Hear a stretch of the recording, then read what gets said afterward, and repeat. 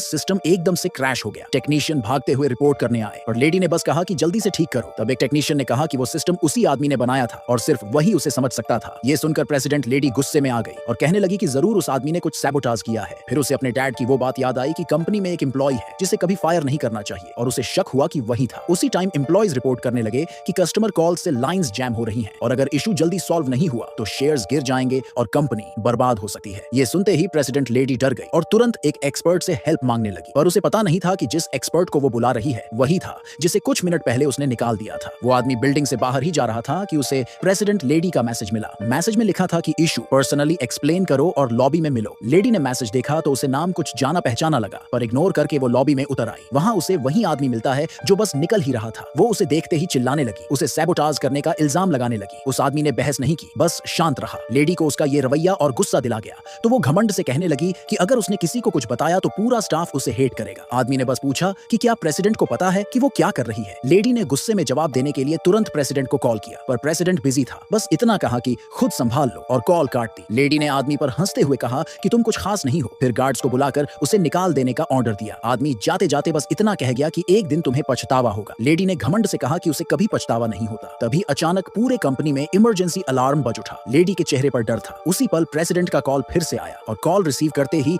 Lady का चेहरा डर से सफेद पड़ गया।